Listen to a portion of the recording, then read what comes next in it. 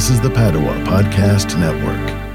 Sarah Knauss, who ate chocolate every day until her death at the age of 119, the second oldest person ever.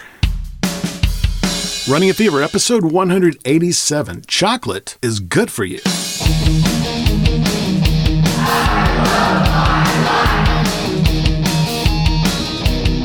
Welcome to Running a Fever. I'm Michael Davis. Do you love your life enough to make it last as long as possible, like those people that screamed out loving their life at the beginning of the show? I really hope so. If you do, then, man, just keep on listening to the show and listen to all the episodes of the show, because that's what we're about here, and we're all doing this together, trying to figure out how to live a longer, happier, healthier life, right up to the very end. So, does it sound too good to be true that chocolate can be good for you? Should we be eating more of it? Why did several of the longest-lived people eat chocolate, sometimes lots of it, on a regular basis? We're going to answer those questions right now. My mom, super listener Hank Davis, is an excellent researcher and found some great material for me today. How can you be a super listener like Hank? All you have to do is engage. I love to hear from listeners, and I would love for you to be an active and interactive part of the show. So contact me at mail@runningafever.com with your comments, questions, and suggestions.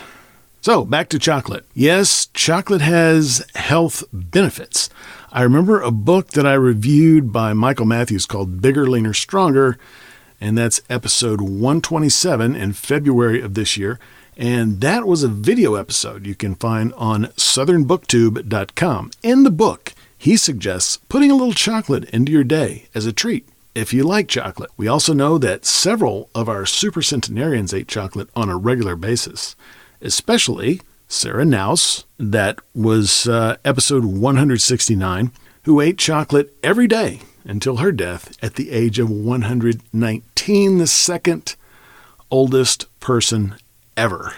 But in addition to providing the psychological boost of having a treat, chocolate has some beneficial nutritional qualities. An article on chowwowchocolatier.com, I have that in the show notes, calls dark chocolate a superfood. Dark chocolate in particular is high in a substance known as flavonoids, which are antioxidants.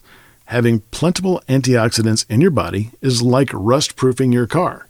It makes your body last longer and prevents deterioration. Rich in nutrients. The main ingredient in chocolate is cocoa from the cocoa bean, which comes from the cacao plant. Dark chocolate has more cocoa than milk chocolate. Cocoa contains essential nutrients like iron, copper, magnesium, zinc, and phosphorus. Dark chocolate also has less fat and sugar than milk chocolate and contains no dairy products at all. So if you have a problem with dairy products, if you eat dark chocolate, not milk chocolate, you're not getting any dairy. So you can still have chocolate if you have a problem with dairy. It reduces the risk of cancer. Yes, phytochemicals contained in dark chocolate also have antioxidant qualities that are particularly applicable to prevention of cancer. And brain chemicals like the endorphins and serotonin, and we have plenty of material on brain chemicals. See episodes 139, 150, and 152. I did 5 episodes on brain chemicals, but endorphins and serotonin particularly appear in those 3 episodes. We'll have links in the show notes, which can improve the mood of cancer patients. Both of those chemicals. I think that is really important. Depression is one of the most common complications of chronic illness, and chocolate can help you not be depressed. How about that? Dark chocolate reduces the risk of heart disease and lowers blood pressure. Eating dark chocolate raises HDL cholesterol. And remember, which one is good, which one is bad? H because it's high value, low is low value. LDL is low value. So HDL is high, LDL is low, HDL is good, LDL is bad.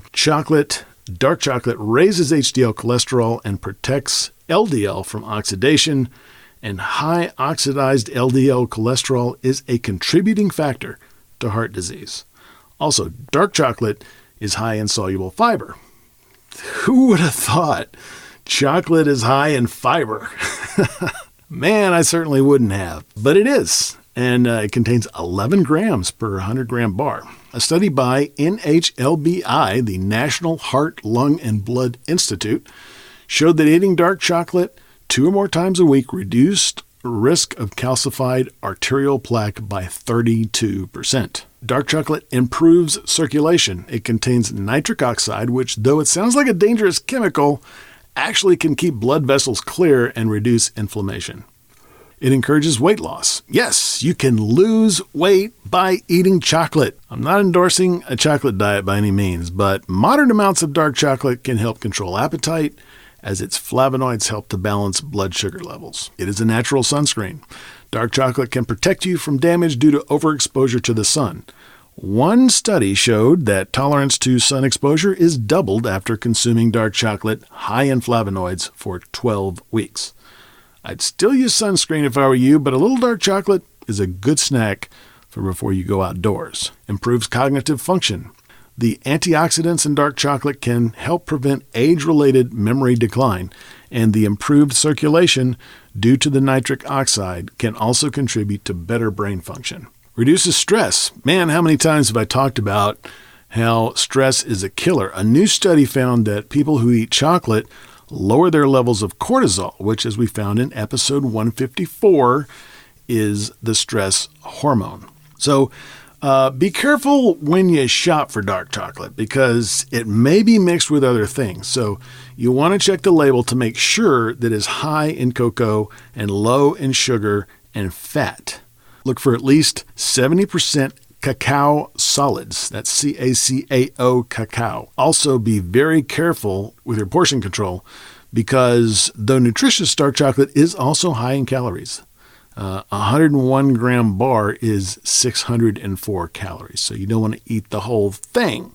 But if you can fit it into your daily caloric intake and you enjoy it, you'll be doing yourself a delicious and healthy favor. There are actually many more benefits to eating dark chocolate, and I recommend you check out the links in the show notes at runningafever.com/187. Thank you so much for listening. Be sure to give me some feedback. Mail at runningafever.com. And if you got the fever, keep it. If you don't have the fever, catch it. I will talk to you next time on Running a Fever.